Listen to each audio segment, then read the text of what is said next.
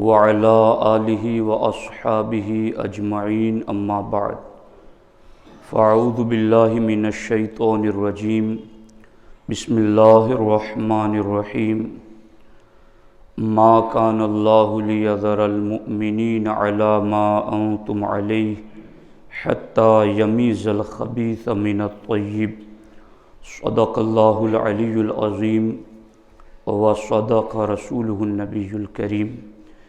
انتہائی احترام و عقیدت کے ساتھ حضور سید المرسلین خاتم الانبیاء شفیع المذنبین خاتم المعصومین رحمت للعالمین شفیع المذنبین صلی اللہ تعالی علیہ وآلہ واصحابہ وبارک وسلم کی بارگاہ میں اپنی غلامی کا ثبوت دیں، اور جس طریقے سے میں پڑھا ہوں میرے ساتھ مل کر باادب بآواز بلند حضور دل کے ساتھ نذرانہ محبت پیش کریں۔ الصلاۃ والسلام علیک یا رسول اللہ، الصلاۃ والسلام علیک یا حبیب اللہ، الصلاۃ والسلام علیک یا نبی اللہ، وعلی آلک واصحابک یا نور اللہ، صلی اللہ تعالی علیہ وسلم۔ دوستان محترم، ہمارا موضوع جمعۃ المبارکہ میں گزشتہ جمعہ میں اس ٹاپک پر چل رہا ہے کہ اگر کلمہ پڑھ کر کے کوئی غلط عقیدہ رکھتا ہے تو اللہ تعالیٰ ایسے لوگوں کو ایمان والوں سے جدا کر دیتا ہے۔ ہمارے آقا حضور سید المرسلین صلی اللہ تعالیٰ علیہ وسلم نے ارشاد فرمایا، عُرِضَتْ عَلَيَّ أُمَّتِي فِي صُوَرِهَا فِي الطِّينِ كَمَا عُرِضَتْ عَلَىٰ آدم۔ سرکار دو عالم صلی اللہ علیہ وسلم فرماتے ہیں کہ جس طرح حضرت آدم علیہ السلام کے سامنے امت پیش کی گئی تھی، اسی طرح میری پوری امت جب کہ وہ ابھی مٹی میں تھی اللہ نے میرے سامنے پیش کر دیا۔ یعنی میری پوری امت ابھی وہ وجود میں نہیں آئی، ابھی وہ آب و گل مٹی اور پانی کے درمیان ہیں، اور سرکار فرماتے اللہ نے پوری امت میرے سامنے پیش کر دی۔ سرکار فرماتے وَأُعْلِمْتُ مَنْ يُؤْمِنُ بِي وَمَنْ يَكْفُرُ بِي، تو میں جان گیا کہ کون مجھ پر ایمان لائے گا اور کون میرا انکار کرے گا۔ جب اللہ کے رسول صلی اللہ تعالیٰ علیہ وسلم نے یہ کہا کہ میں جان گیا کہ کون مجھ پر ایمان لائے گا اور کون میرا انکار کرے گا، جب یہ خبر منافقین تک پہنچی جو کہ بظاہر کلمہ پڑھ کر کے اسلامی لباس میں رہتے، مسجد میں آتے جاتے، مسلمانوں سے ساری سہولتیں وصول کرتے اور ساری کچھ فیسلٹی انہیں مسلمانوں کے ساتھ مل کر رہنے کی وجہ سے ملتی تھی، مگر جب یہ خبر ان تک پہنچی کہ اللہ کے رسول علیہ السلام تو یہ فرما رہے ہیں کہ مجھ پر جو ایمان لائے گا میں اسے بھی جانتا ہوں، جو میرا انکار کرے گا میں اسے بھی جانتا ہوں، تو انہوں نے کیا کیا؟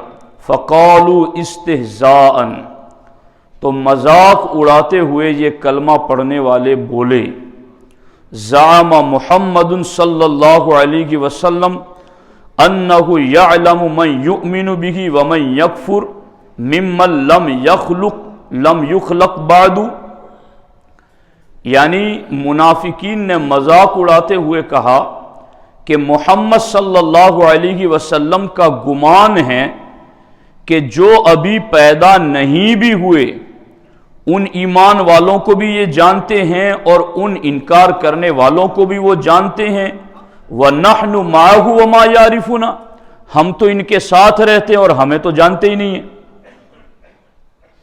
یعنی میں جو سمجھانا چاہتا ہوں نا اہل اسلام، اس پر توجہ دو آپ۔ یعنی آج ایک ٹرینڈ چل پڑا ہے کہ بھائی سب کلمہ پڑھنے والوں کو ایک ہو جانا چاہیے، تو یہ جدا کس نے کیا ہے؟ کلمہ پڑھ کر کے جس نے نبی علیہ السلام کی شان کے بارے میں یہ کہا وَنَحْنُ مَعَهُ وَمَا يَعْرِفُنَا، کہ یہ نبی تو دعویٰ کرتے ہیں کہ جو ابھی پیدا نہیں ہوا اس مومن کو بھی جانتے ہیں اور جو پیدا نہیں ہوا اس کافر کو بھی جانتے ہیں، وَنَحْنُ مَعَهُ وَمَا يَعْرِفُنَا، اور ہم رات دن ان کے ساتھ رہتے اور ہمیں تو جانتے ہی نہیں۔ کیونکہ انہوں نے ایسا کیوں کہا کہ ہم ان کے ساتھ رہتے ہیں اور یہ ہمیں نہیں جانتے؟ ایسا انہوں نے اس لیے کہا کہ کیونکہ اللہ کے رسول علیہ السلام مال غنیمت میں سے بھی ان کو حصہ دیتے تھے، مسلمانوں کے ساتھ جو کچھ سہولتیں ہوتی تھی وہ بہتر سلوک بھی ان کے ساتھ کیا جاتا تھا، مسلمانوں کی مسجد میں بھی آتے جاتے تھے۔ تو انہوں نے کہا کہ اگر اللہ کے رسول صلی اللہ علیہ وسلم جو کہہ رکھے گئے کہ جو انکار کرنے والے ہیں میں انہیں بھی جانتا ہوں، تو اگر واقعی میں وہ جانتے تو ہمیں نہ جان لیتے؟ یہ انہوں نے اعتراض کیا۔ اب آپ کی توجہ ہو تو میں حالات بتا رہا ہوں آپ کے سامنے، دھیان سے سننا۔ اور جن کے ذہنوں میں یہ وسوسات آ رہے ہیں کہ نہیں جی کوئی فرق نہیں، سب کو ایک ہو جانا چاہیے، تو یہ قرآن ہے، قرآن اور اللہ کا فرمان ہے۔ تو اب یہاں ان کلمہ پڑھنے والوں نے صرف کیا کہا وَنَحْنُ مَعَهُ وَمَا يَعْرِفُنَا، کہ ہم رات دن اس نبی کے ساتھ رہتے اور یہ ہمیں تو جانتے ہی نہیں۔ یہ ان کی بولی تھی جو دور رسالت میں کلمہ پڑھنے والے تھے۔ اب میں آج کے دور کے کلمہ پڑھنے والوں کی بولی تمہیں بتا رہا ہوں، سننا دھیان سے، کان کھول کے اور توجہ سے، تاکہ شیطان کہیں وسوسہ نہ ڈالے۔ یہ میرے سامنے کتاب ہے براہین قاطعہ، دیوبندیوں کے بڑے مولوی کی، اس نے لکھا کہ نبی علیہ السلام کو دیوار کے پیچھے کا بھی علم نہیں۔ کتاب کا میں نے حوالہ دیا، نہ ہو تو ہم مجرم۔ یہ ایک طرف تو انہوں نے کلمہ پڑھنے والوں نے صرف اتنا کہا تھا نا کہ وَنَحْنُ مَعَهُ وَمَا يَعْرِفُنَا، کہ ہم نبی کے ساتھ رہتے اور یہ ہمیں تو جانتے ہی نہیں۔ ایک طرف وہ جملہ دیکھو اور ادھر ان کلمہ پڑھنے والوں کا جملہ دیکھو، یہ کیا کہہ رہے ہیں کہ نبی کو دیوار کے پیچھے کا بھی علم نہیں، یعنی کل کا، پرسوں کا، ہفتے کا، مہینے، سال، 2 سال، قیامت تک کا تو جدا ہے، دیوار کے پیچھے کا بھی علم نہیں۔ تو اگر وَنَحْنُ مَعَهُ وَمَا يَعْرِفُنَا کہنے والوں کو خدا ایمان والوں کے ساتھ رکھنا پسند نہیں کرتا، تو ان کو ایمان والوں کے ساتھ رکھنا کیسے پسند فرمائے گا؟ کوئی یہ نہ کہیں کہ ان کے لیے کوئی الگ سے آج وحی اترے، اور آج وہی الگ سے اٹھا کر ان دیوبندیوں کا، وہابیوں کا، غیر مقلدوں کا، قادیانیوں کا حکم بتائے۔ یاد رکھنا وہی ختم ہو گئی، جتنی وہی ہدایت کی تھی رب نے قرآن میں بھیج دی، اپنے حبیب پر اتار دی۔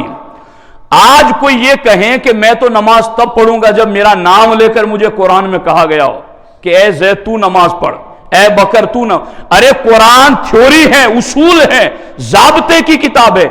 ایک مرتبہ حکم ہو گیا کہ ایمان والو نماز پڑھو، تو اب قیامت تک جو مومن ہے اس پر نماز فرض ہے۔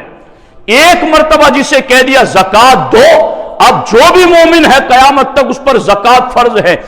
یوں ہی جن کلمہ پڑھنے والوں نے اس دور رسالت میں نبی کے علم پر انگلی اٹھائی تو رب نے کہا حتی یمیز الخبیث من الطیب، میرے محبوب تیرے علم پر انگلی اٹھانے والے خبیثوں کو مسجد سے باہر نکال دو، اپنی مجلس سے باہر نکال دو، ایمان والوں سے الگ کر دو ان کو۔ تو اب ان کی بولی جو آج کے کلمہ پڑھنے والے اور ان کلمہ پڑھنے والوں کی بولی کو تولو تو آج کے کلمہ پڑھنے والوں کا علم غیب کے بارے میں جو عقیدہ ہے وہ ان سے زیادہ سخت توہین والا ہے۔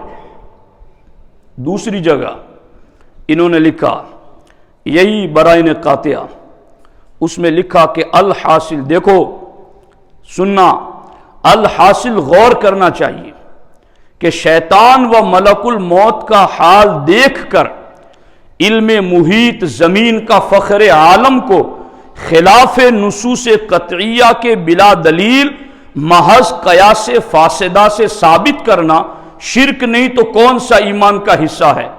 کہ شیطان و ملک الموت کو تو یہ وسعت نص سے ثابت ہوئی، فخر عالم کی وسعت علم کی کون سی نص قطعی ہیں؟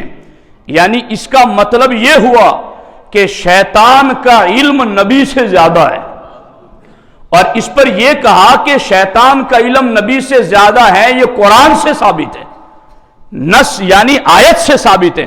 اور فخر عالم کی وسعت علمی کے لیے کون سی دلیل ہے؟ تو اس مقام پر بھی دیکھیں، ادھر کلمہ پڑھنے والے منافقین کیا کہہ رکھے گے؟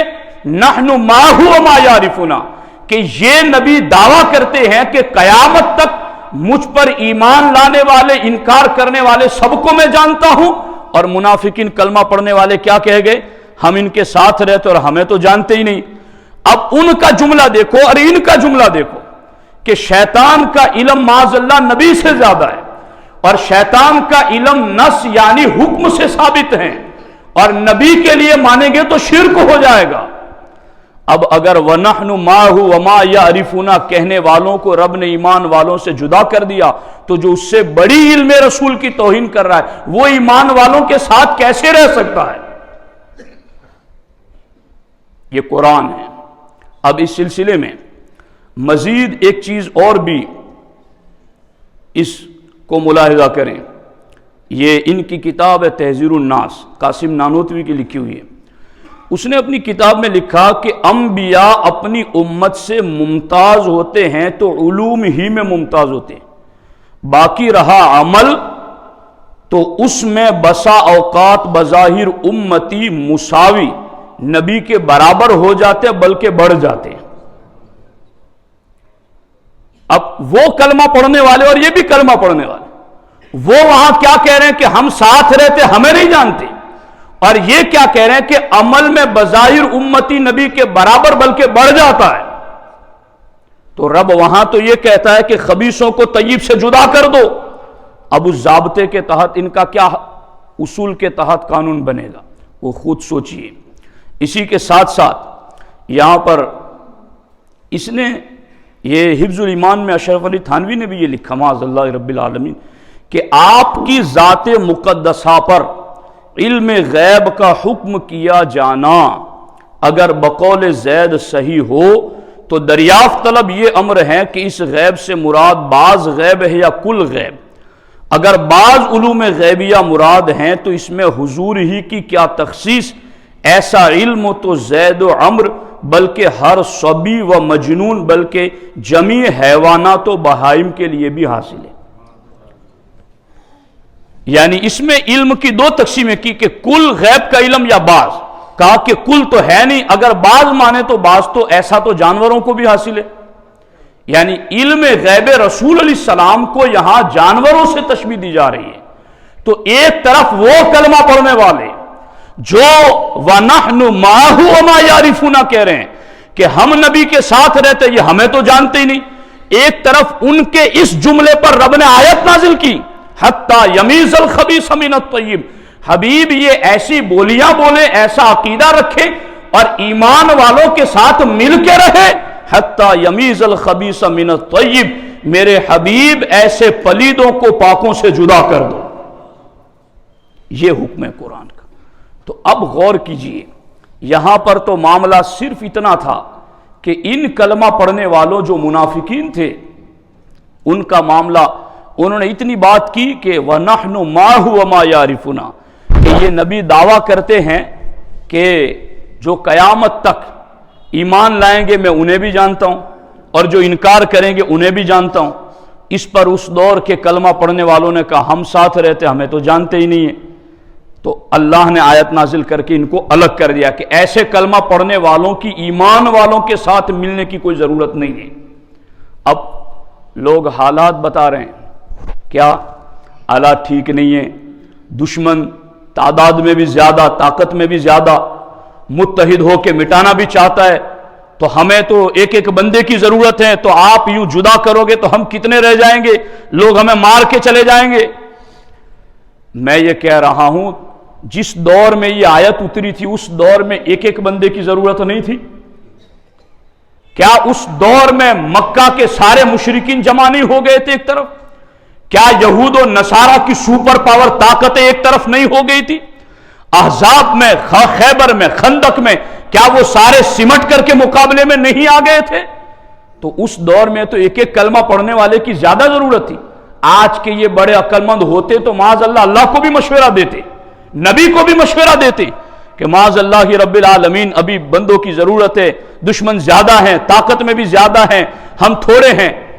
یاد رکھنا، جس سمت میں لوگ جا رہے گے سوچ رہے ادھر جانے کی ضرورت ہی نہیں ہے۔ آج بھی پوری دنیا کے اندر سب سے زیادہ اکثریت کلمہ پڑھنے والوں میں جن کی ہے وہ اہل سنت و جماعت ہیں۔ کوشش کرو ان اہل سنت کو ملانے کی، تم خود مل جاؤ گے۔ شافعی، مالکی، حنبلی، حنفی، پروردی، یہ سارے کے سارے اہل سنت و جماعت ہیں۔ ان کو ملانے کی بات کرو، ان کے ساتھ جن کو بدعقیدوں کے ساتھ خوب ملنے کا شوق چڑھا ہوا ہے، وہ اپنے سنیوں کے ساتھ رات دن لڑتے رہتے ہیں، چھوٹی چھوٹی باتوں پر جھگڑتے رہتے ہیں۔ تو یہ چیز اہم ہے قرآن کی آیت کی روشنی میں کہ کلمہ پڑھ کر کے بھی اگر کوئی عقیدہ غلط رکھتا ہے تو اللہ تعالیٰ ایسے کلمہ پڑھنے والے کو ریجیکٹ کرتا ہے۔ باہر ہو جاؤ، نکل جاؤ دین سے باہر، تمہیں ایمان والوں کے ساتھ رہنا نہیں ہے۔ اب یہاں میں دو باتیں اور بھی عرض کرنا چاہتا ہوں اس سلسلے میں۔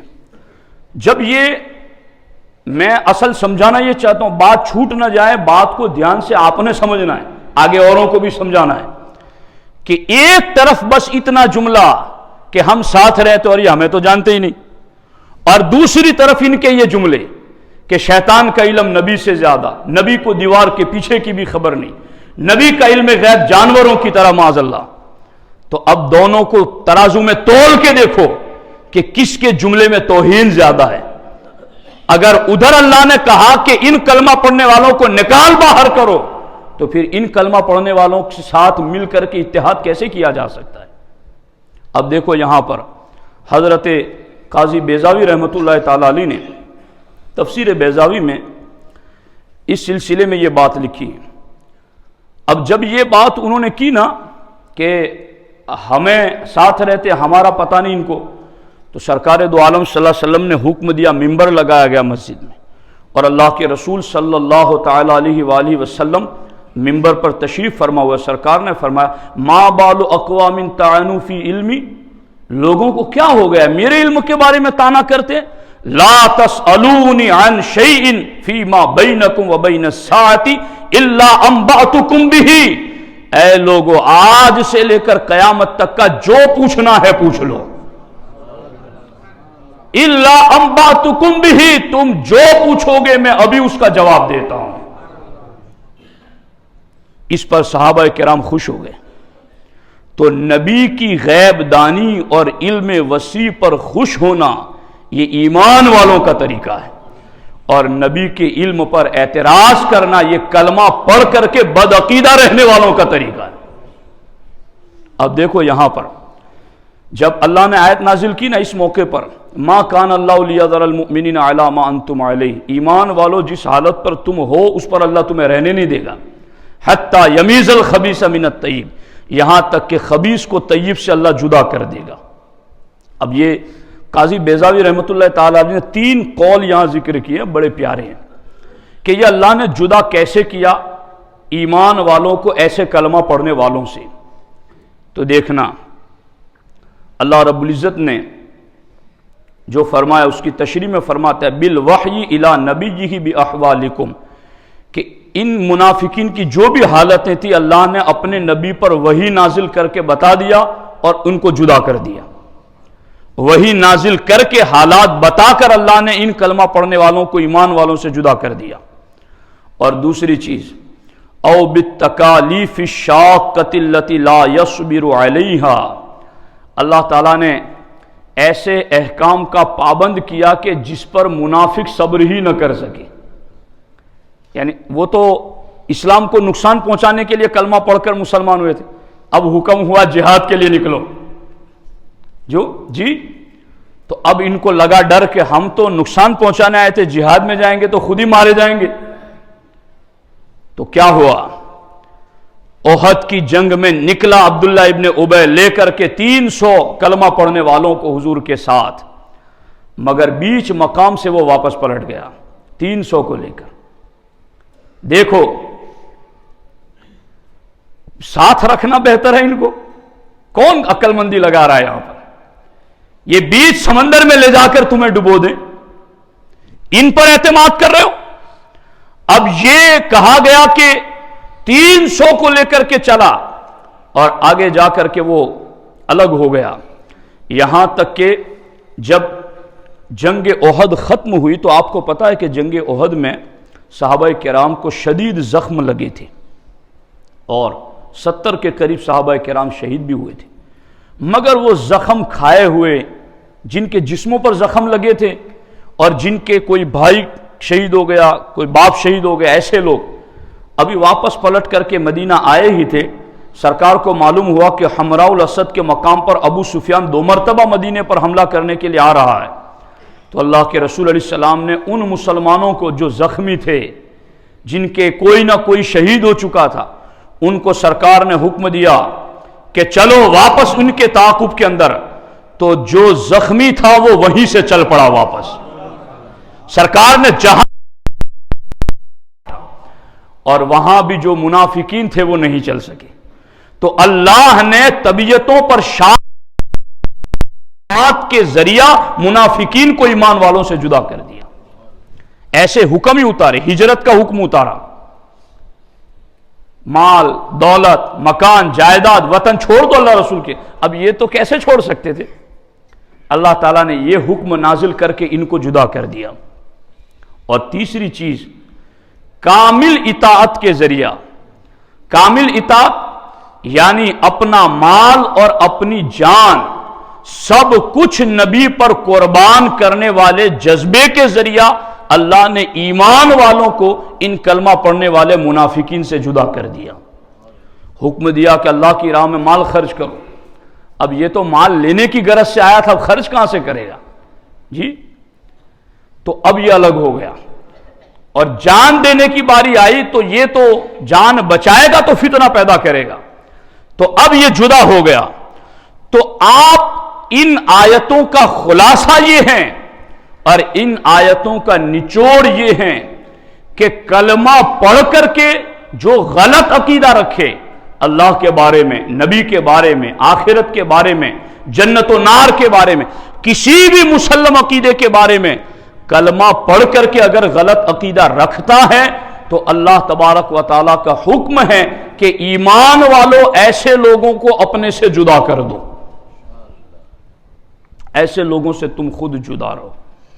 اس لیے ساتھیو، ہمیں اصل میں اپنا عقیدہ جاننے کی ضرورت ہے، سمجھنے کی ضرورت ہے۔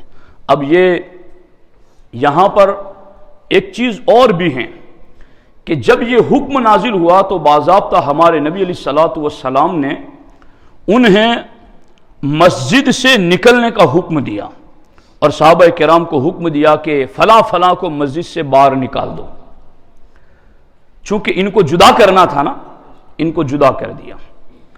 اب کلمہ پڑھ کر کے غلط عقیدہ آج کے دور میں رکھتا کون ہے؟ نشانیاں لگاؤ تو تمہیں پتا چل جائے گا کہ کون ان کے زمرے میں آتا ہے اور کون اس آیت کی تفسیر کے زیر ایمان والوں کے ساتھ رہنے کا مستحق نہیں ہے۔ اب دیکھو، ان کو مسجد سے تو سرکار نے نکالا ہی نکالا، مگر انہوں نے کام اس پر بند نہیں کیا۔ انہوں نے کہا ہمیں مسجد سے نکالیں گے تو ہم الگ مسجد بنائیں گے جی۔ سمجھتے چلو، ہر دور کے تقاضوں کو قرآن پڑھو۔ قرآن کا معجزہ یہ بھی ہے کہ قرآن کو جس اینگل سے پڑھو گے ایسا لگے گا کہ اس دور کے لیے ہی آیت اتری ہے، اس کے عجائبات ختم نہیں ہوں گے، اس کی مٹھاس اور لذت ختم نہیں ہوگی۔ اب جب انہیں مسجد سے باہر کر دیا گیا تو اب انہوں نے کہا ہم مسجد بنائیں گے۔ والذین اتخذوا مسجدا ضرارا وکفرا وتفریقا بین المؤمنین، کفر کی وجہ سے اور مسلمانوں کے درمیان پھوٹ ڈالنے کے لیے انہوں نے مسجد ضرار بنائی۔ تو کیا اللہ کے رسول علیہ السلام نے یہ چلنے دیا کہ چلو مسجد ہی تو بنائی؟ آج کئی بڑے عقل مند لوگ، مجھے ایسے لوگوں پر افسوس ہوتا ہے، تمہیں 4 کے 50 کرنے کی خوب گنتی یاد ہے، دین کا عقیدہ نہیں پتا ہے، مسجد ہی ہیں چلو چلتا ہے کوئی بات نہیں، تو پھر مسجد ضرار سرکار کو چلا لینی چاہیے تھی، معاذ اللہ رب العالمین۔ نہیں، جہاں عقیدہ غلط ہوگا وہ مسجد بنائے تو سرکار دو عالم صلی اللہ علیہ وسلم نے صحابہ کو بھیج کر اس مسجد کو آگ لگا دی، گرا کر رکھ دیا۔ اس کے اوپر چونکہ وقت ختم ہو گیا ہے اور میں اس کو اٹھاؤں گا تو پورا جمعہ کا وقت چاہیے، میرے سامنے عبارات موجود ہیں، لیکن انشاءاللہ الرحمن اس مسجد ضرار کے حوالے سے قرآن و سنت کی جو باتیں میں آپ کے سامنے رکھوں گا، اور میری ان باتوں پر بلا شبہ آپ لوگ سن رہے ہیں، سب کی سوچ الگ الگ ہوگی، لیکن اگر اس پر کوئی بھی کچھ پوچھنا چاہیں تو میں حاضر ہوں الحمدللہ رب العالمین۔ میں ہر اتوار کو بھی آتا ہوں، جمعہ میں بھی آتا ہوں، اور میرا موبائل نمبر بھی اکثر لوگوں کے پاس ہے۔ اگر کسی کو اس میں کچھ کنفیوژن ہو کہ مولانا آپ کوئی غلط تفسیر کر رہے ہیں، میں معتبر تفاسیر سے قرآن و سنت کی روشنی میں صحابہ کرام کی بات آپ کی خدمت میں رکھ رہا ہوں، لیکن پھر بھی اگر کسی کو شک شبہ گزرتا ہے تو وہ ضرور مجھ سے رابطہ کر کے اپنا کنفیوژن دور کر سکتا ہے، مگر بس ایک چیز ضروری ہے کہ ہمیں صحابہ اہل بیت والے عقیدے اور ایمان پر مضبوطی سے رہنا ہے۔ حالات ہر زمانے میں حالات تو ایسے رہے یار، امام حسین جب کھڑے ہوئے تھے اس وقت حالات ٹھیک تھے، احمد ابن حنبل خلق قرآن کے مسئلے پر جب کھڑے ہوئے تب حالات ٹھیک تھے، صلاح الدین ایوبی اور نور الدین زنگی جب صہیونی طاقتوں کے خلاف کھڑے ہوئے تھے تب حالات ٹھیک تھے، اکبر کے دین الہی کے خلاف تب حالات ٹھیک تھے، انگریزوں کی ریشہ دوانی کے خلاف فضل حق خیرآبادی کھڑے ہوئے تب حالات ٹھیک تھے، سارے باطل فرقوں کے خلاف امام احمد رضا جب کھڑے ہوئے تب حالات ٹھیک تھے۔ مومن حالات کو موڑنے والا فنڈ رکھتا ہے، مومن طوفانوں کا رخ بدل کے رکھ دیتا ہے، اس لیے کہ اللہ نے ایمان میں طاقت ہی ایسی عطا فرمائی۔ حالات کا ڈراوا دے کر کے نفس ہمیں گمراہ نہ کریں، ہم الحمدللہ سچے پکے سنی صحیح العقیدہ مسلمان ہیں، اور ہمارے پاس 1400 سال کی وراثت موجود ہے، ہمیں اس پر مضبوطی سے ڈٹ کر رہنا ہے۔ اللہ تعالیٰ میرے آپ کے سب کے ایمان کی حفاظت فرمائے۔ السلام علیکم ورحمۃ اللہ۔